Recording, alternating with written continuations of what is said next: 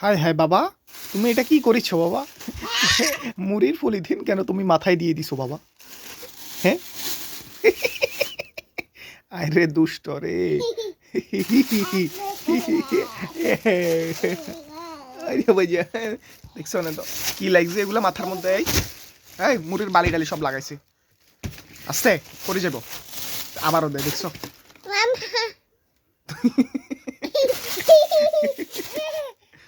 হ্যাঁ, আচ্ছা আচ্ছা আচ্ছা। কি